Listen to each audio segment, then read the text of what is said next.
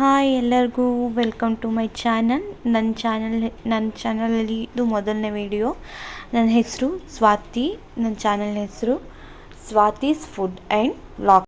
ಇವತ್ತು ನಾನು ಬೆಳಗ್ಗೆ ಬೇಗ ಏಳೋದ್ರೊಳಗೆ 4:15 ಆಗಿತ್ತು. 4:15ಗೆ ಎದ್ದು ಕಸ ಗುಡಿಸಿ ನೆಲ ಒರೆಸಿ ರಂಗೋಲಿ ಕೂಡ ಹಾಕಿದ್ದೀನಿ. ರಂಗೋಲಿ ವಿಡಿಯೋ ಕೂಡ ಅಪ್ಲೋಡ್ ಮಾಡಿದ್ದೀನಿ. ನಾನು ನೋಡಿ ಮಿಸ್ ಮಾಡಿದೆ. ವ್ಲಾಗ್ನ ಕಂಪ್ಲೀಟಾಗಿ ನೋಡಿ. ನನ್ನ ದಿನಚರಿ ಹೇಗಿರುತ್ತೆ ಅಂತ ನಿಮಗೆ ಗೊತ್ತಾಗುತ್ತೆ. ಹಾಗೆ ಬೆಳಗ್ಗೆ ಸೂರ್ಯ ಹುಡ್ತಾ ಇದ್ದ, ಆದರೂ ಕೂಡ ವಿಡಿಯೋ ತಗೊಂಡಿದ್ದೀನಿ. ಪೂಜೆನೂ ಆಗಿದೆ. ಹಾಗೆ ಡೈರೆಕ್ಟಾಗಿ ಅಡುಗೆ ಮನೆಗೆ ಬರ್ತೀನಿ. ಅಡುಗೆ ಮನೆಗೆ ಬಂದು ಗ್ಯಾಸ್ನೆಲ್ಲ ಕ್ಲೀನ್ ಮಾಡ್ಕೊತೀನಿ. ಮಾಮೂಲಿಯಾಗಿ ರೈಟೇ ಯಾವಾಗಲೂ ಕ್ಲೀನ್ ಮಾಡಿರ್ತೀನಿ, ಆದರೂ ಬೆಳಗ್ಗೆ ಕೂಡ ಮತ್ತೊಂದು ಸಲ ಕ್ಲೀನ್ ಮಾಡ್ಕೊತೀನಿ. ಒರೆಸಿ ಡೀಪಾಗಿ ಕ್ಲೀನ್ ಮಾಡಲ್ಲ, ನೈಟಲ್ಲೇ ಕ್ಲೀನಾಗಿ ಒರೆಸಿ ಮಾಡಿ ಕ್ಲೀನ್ ಮಾಡಿರೋದ್ರಿಂದ ಈಗ ಹಸಿ ಬಟ್ಟೆ ಮೇಲೆ ಒರೆಸ್ಕೊತೀನಿ ಅಷ್ಟೇ. ಒರೆಸ್ಕೊಂಡು ಅಡುಗೆ ಏನಿದೆ, ಸಾಂಬಾರು ಏನಾದ್ರು ಬಿಸಿ ಇದ್ದರೆ ಮಾಡೋದಿದ್ರೆ ಬಿಸಿ ಮಾಡ್ಕೊತೀನಿ. ಹಾಗೆ ಇವತ್ತು ನೀರು ದೋಸೆಗಂತ ರಾತ್ರಿನೇ ಅಕ್ಕಿ ನೆನೆಸಿಟ್ಟಿದ್ದೆ. ಆ ಅಕ್ಕಿನ ಒಂದು ಸಲ ಕ್ಲೀನಾಗಿ ತೊಳೆದು ನೆನೆಸಿಟ್ಟಿದ್ದೆ, ಮತ್ತೊಂದು ಸಲ ಕ್ಲೀನಾಗಿ ತೊಳ್ಕೊತೀನಿ. ಕ್ಲೀನಾಗಿ ತೊಳ್ಕೊಂಡ ನಂತರ ಮಿಕ್ಸಿ ಜಾರ್ಗೆ ಹಾಕ್ಕೊಂಡು ರುಬ್ಕೋತೀನಿ. ಮಿಕ್ಸಿ ಜಾರ್ಗೆ ಏನೇನು ಹಾಕ್ತೀನಿ ಅಂತ ಗೊತ್ತಾಗುತ್ತೆ. ದೋಸೆ ಅಂಟದೇ ಇರೋ ಹಾಗೆ ಈ ನೀರು ದೋಸೆ ಹೆಚ್ಚಾಗಿ ಅಂಟ್ಕೊಳ್ಳುತ್ತೆ. ಅದು ಅಂಟದೇ ಇರೋ ಹಾಗೆ ಹೇಗೆ ಮಾಡೋದು ಅಂತ ನೋಡೋಣ. ನಾನು ಇಲ್ಲಿ ಅಕ್ಕಿನ ತೊಳ್ಕೊಂಡು ಮಿಕ್ಸಿ ಜಾರ್ಗೆ ಅಕ್ಕಿನ ಹಾಕೋತಾ ಇದ್ದೀನಿ. ಈ ದೋಸೆ ಅಂಟ್ಕೊಳ್ಳಲ್ಲ. ಕೆಲವೊಂದು ಟಿಪ್ಗಳನ್ನ ಫಾಲೋ ಮಾಡಿದ್ರೆ ದೋಸೆ ಅಂಟದೆ ಮಾಡ್ಬೋದು. ಅಕ್ಕಿನ ಹಾಕೋತಾ ಇದ್ದೀನಿ. ನಾನು 2 ಸುತ್ತಲ್ಲಿ ಹರ್ಕೋತೀನಿ.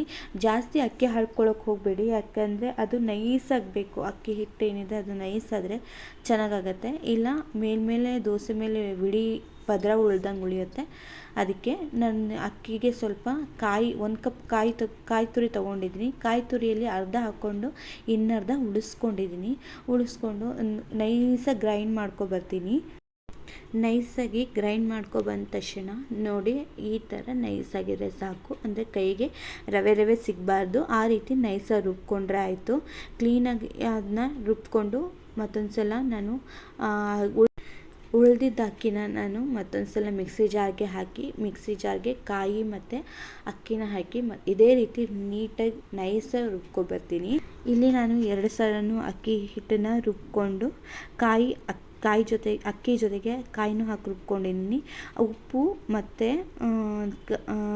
ಕೊಬ್ಬರಿ ಎಣ್ಣೆನ ಮಿಕ್ಸ್ ಮಾಡಿಕೊಂಡು ಕ್ಲೀನಾಗಿ ನೀರು ಹಾಕ್ಕೊಂಡು ಅದು ಅಕ್ಕಿ ಹಿಟ್ಟು ಏನಿದೆ ಅದು ನೀರಿನ ಹದಕ್ಕೆ ಬರಬೇಕು. ಅಂದರೆ ನೀರು ಈಗ ಸೌಟಿಂದ ಎತ್ತು ಹಾಕಿದ್ರೆ ಯಾವ ಥರ ಬರುತ್ತೋ ಆ ರೀತಿ ಹದ ಬರಬೇಕು.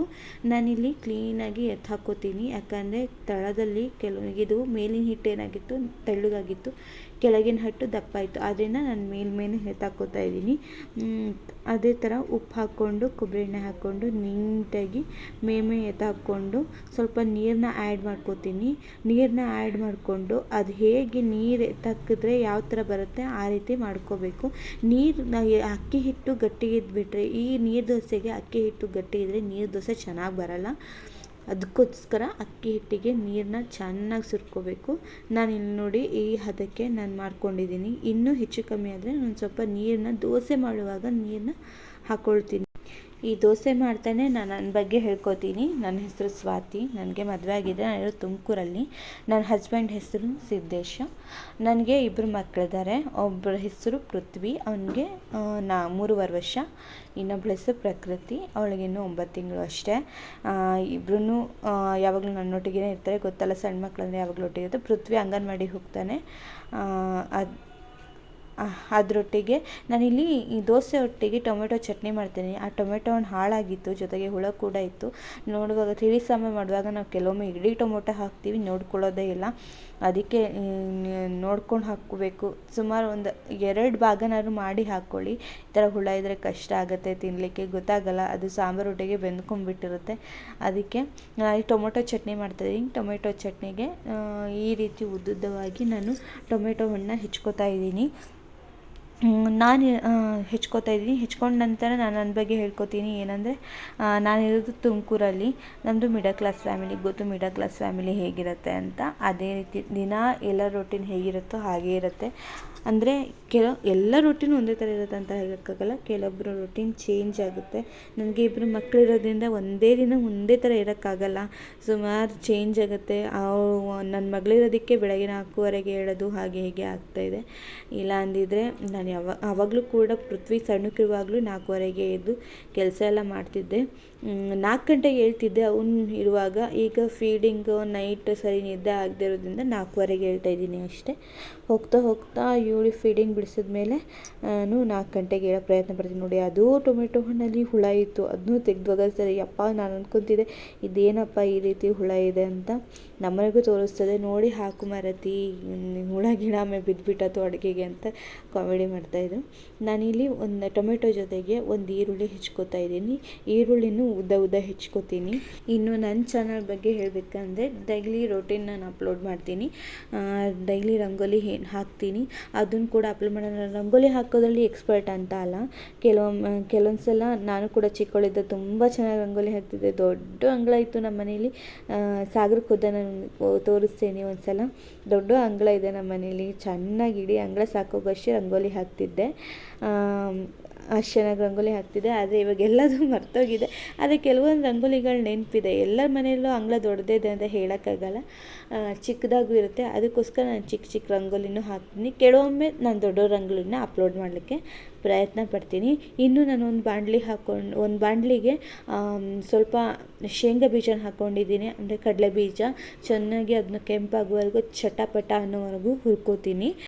ಮತ್ತು ಡೈಲಿ ರೆಸಿಪಿ ಏನಿದೆ, ನಾನು ಏನು ಅಡುಗೆ ಮಾಡ್ತೀನಿ ಅದನ್ನು ಕೂಡ ಅಪ್ಲೋಡ್ ಮಾಡ್ತೀನಿ. ಎಲ್ಲ ಅಡುಗೆನೂ ಒಂದೇ ಥರ ಎಲ್ಲ, ಒಬ್ರದ್ದು ಒಂದೊಂದು ಥರ ಡಿಫ್ರೆಂಟ್ ಇರುತ್ತೆ. ಒಂದೊಂದು ಊರಲ್ಲಿ ಒಂದೊಂದು ಥರ ಶೈಲಿ ಅಡುಗೆ ಇರುತ್ತೆ. ನಾನಿಲ್ಲಿ ಒಂದು ಬಾಣಲಿಗೆ ಸ್ವಲ್ಪ ಎಣ್ಣೆ ಹಾಕ್ಕೊಂಡು ಮೆಣಸಿನ್ಕಾಯಿನ ಹುರ್ಕೋತಾ ಇದ್ದೀನಿ. ಹುರ್ಕೊಳ್ಳುವಾಗ ಸ್ವಲ್ಪ ಇದು ಮಾಡಿ ಹುರ್ಕೊಳ್ಳಿ, ಅಂದರೆ ಸ್ವಲ್ಪ ಸೇಫಾಗಿರಿ ಹುರ್ಕೊಳ್ಳುವಾಗ, ಯಾಕಂದರೆ ಅದು ಸಿಡಿಯೋ ಚಾನ್ಸಸ್ ಇರುತ್ತೆ. ನಾನು ಹೆಚ್ಕೊಂಡಿದ್ದು ಇದೇ ಕಾರಣಕ್ಕೆ. ಹಿಡಿದು ಹಾಕಿದ್ರೆ ಸಿಡಿಯುತ್ತೆ. ನನ್ನ ಮಗಳು ಬೇರೆ ಹಿಂದೆನೇ ಇದ್ಲು, ಅದಕ್ಕೋಸ್ಕರ ಅವಳನ್ನ ಆ ಕಡೆ ಬಿಟ್ಟು ಅಡುಗೆ ಮಾಡ್ತಾಯಿದ್ದೆ. ಇನ್ನು ಈರುಳ್ಳಿ ಹಾಕ್ಕೊಂಡಿದ್ದೀನಿ. ಈರುಳ್ಳಿನ ಕೆಂಪಾಗುವವರೆಗೂ ಅಂತ ಅಲ್ಲ, ಒಂದು ಟ್ರಾನ್ಸ್ಪರೆಂಟ್ ಕಲರ್, ಹಸಿ ವಾಸನೆ ಏನಿದೆ ಅದು ಹೋಗೋವರೆಗೂ ಹುರ್ಕೋತೀನಿ. ಹುರ್ಕೊಂಡ ನಂತರ ಟೊಮೆಟೊ ಹಣ್ಣು ಹಾಕ್ತೀನಿ. ಇನ್ನು ನಮ್ಮ ಮನೇಲಿ ನಾವು 4 ಜನ ಇರೋದು. ನಾನು, ನನ್ನ ಹಸ್ಬೆಂಡು, ನನ್ನ ಮಕ್ಕಳು, 4 ಜನ ಇರೋದು. ಅವಾಗವಾಗ ಅಮ್ಮ ಬರ್ತಾ ಇರ್ತಾರೆ ಅಷ್ಟೇ, ಯಾರೂ ಬರಲ್ಲ. ಅಮ್ಮ ಏನು ಹೆಚ್ಚಾಗಿ ಬರಲ್ಲ, ಅವಾಗವಾಗ ಎಲ್ಲರೂ ಮೊಮ್ಮಗಳು ನೋಡಬೇಕು, ಮಕ್ಕಳು ನೋಡಬೇಕಂದುವಾಗ ಬರ್ತಾರೆ. ಇಲ್ಲಿ ಟೊಮೆಟೊ ಹಣ್ಣು ಹಾಕ್ಕೊಂಡು ಹುರ್ಕೋತಾ ಇದ್ದೀನಿ. ಕ್ಲೀನಾಗಿ ಹುರ್ಕೊಳ್ಳಿ. ಅದು ಟೊಮೆಟೊ ಹಣ್ಣು ಸ್ಮ್ಯಾಶ್ ಆಗೋ ರೀತಿ ಸ್ವಲ್ಪ ಸ್ಮ್ಯಾಶ್ ಆಗಬೇಕಂದ್ರೆ ಜಾಸ್ತಿ ಸ್ಮ್ಯಾಶ್ ಆಗೋ ಥರ ಏನು ಬೇಡ, ಸ್ವಲ್ಪ ಸ್ಮ್ಯಾಶ್ ಆಗಲಿ. ನಾನಿಲ್ಲಿ ಒಂದು 5 ನಿಮಿಷ ಹಾಗೆ ಬಿಟ್ಟು ಹುರ್ಕೋತಾ ಇದ್ದೀನಿ. ಸಣ್ಣ ಉರಿಲಿ ಫಸ್ಟ್ ಕ್ಲೀನಾಗಿ ಹುರ್ಕೋತೀನಿ. ನಂತರ ಹೈ ಫ್ಲೇಮಲ್ಲಿ ಮತ್ತೆ 1-2 ಸಲ ಹುರ್ಕೋತೀನಿ. ನಂತರ ಮತ್ತೆ ಲೋ ಫ್ಲೇಮಲ್ಲಿ ಇಡ್ತೀನಿ. ಹೀಗೆ ಮಾಡೋದ್ರಿಂದ ಏನಂದರೆ ಅದು ಕೆಲವೊಂದು ಕಾಯಿಗಳು ಗಟ್ಟಿ ಇರುತ್ತೆ ಅಲ್ವಾ, ಅದು ಕ್ಲೀನಾಗಿ ಬೇಯ್ಕೊಳ್ಳೋಕ್ಕೆ ಈಸಿ ಆಗುತ್ತೆ. ನಾವು ಡೈರೆಕ್ಟ್ ಹೈ ಫ್ಲೇಮಲ್ಲಿ ಇಟ್ಟು ಬೇಯಿಸ್ಕೊಂಡ್ರೆ ಅದು ಕೆಲವೊಂದು ಬೇಯುತ್ತೆ, ಕೆಲವೊಂದು ಬೇಯಲ್ಲ. ಆವಾಗ ಟೊಮೆಟೊ ಚಟ್ನಿಯಲ್ಲಿ ಹಸಿ ಸ್ಮೆಲ್ ಥರ ಉಳಿದ್ಬಿಡುತ್ತೆ, ಚೆನ್ನಾಗಿರಲ್ಲ. ನಾನಿಲ್ಲಿ ಲೋ ಫ್ಲೇಮಲ್ಲಿ ಇಟ್ಟು ಲಿಡ್ ಕ್ಲೋಸ್ ಮಾಡಿ ಮತ್ತೊಂದು 5 ನಿಮಿಷ ಬೇಯಿಸ್ಕೊಂಡಿದ್ದೀನಿ.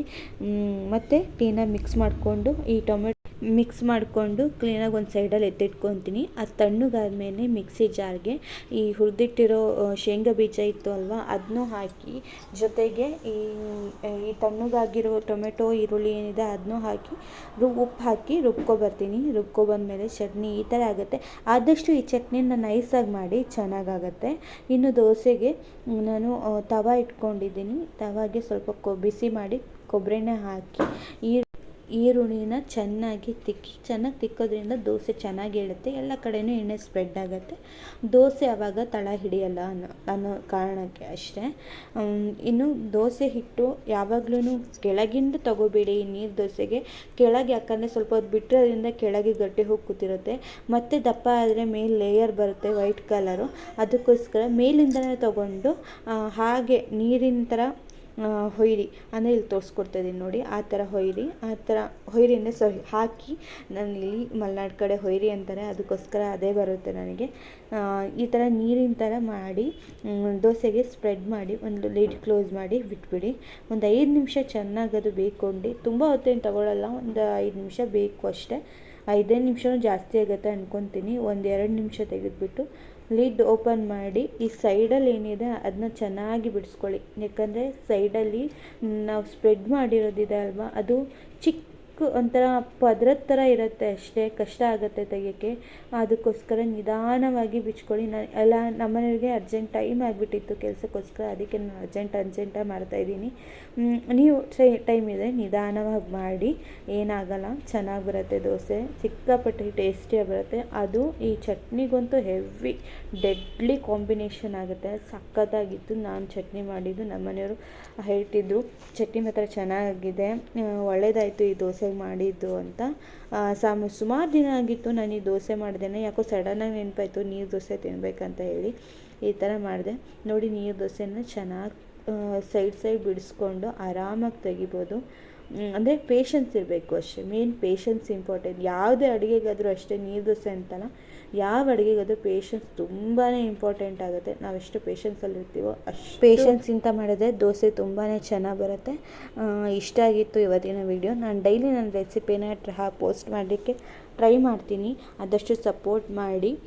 ನಿಮ್ಗೆ ಯಾವ ರೀತಿ ವಿಡಿಯೋಸ್ ಬೇಕು ಅಂತ ನನಗೆ ಕಮೆಂಟ್ ಮಾಡಿ. ಡೈಲಿ ವ್ಲಾಗ್ಸ್ ಕೂಡ ಅಪ್ಲೋಡ್ ಮಾಡ್ತಾ ಇರ್ತೀನಿ, ಮಿಸ್ ಮಾಡದೆ ನೋಡಿ. ಹೇಗಿತ್ತು ಅಂತ ಕಮೆಂಟ್ ಮಾಡಿ. ಇದೇ ನನ್ನ ಇವತ್ತಿನ ರೂಟೀನ್ ಆಗಿತ್ತು. ಇನ್ನು ಥರ ವೀಡಿಯೋಸ್ ಬೇಕು ಡೈಲಿ ಅಪ್ಲೋಡ್ ಮಾಡ್ತೀನಿ, ಯಾವ್ಯಾವ ಥರದ್ದು ಬೇಕು ಆ ಥರ. ನೆಕ್ಸ್ಟ್ ವಿಡಿಯೋದಲ್ಲಿ ಸಿಗ್ತೀನಿ. ಅಲ್ಲಿವರೆಗೂ ನಮಸ್ಕಾರ. ಕೊನೆಯದಾಗಿ ಹೇಳೋದೇನೆಂದರೆ, ಪಾಸಿಟಿವ್ ಆಗಿರಿ, ಪಾಸಿಟಿವಿಟಿನ ಸ್ಪ್ರೆಡ್ ಮಾಡ್ತಾ ಇರಿ, ಯಾವಾಗಲೂ ನಗ್ತಾ ಖುಷಿಯಾಗಿರಿ.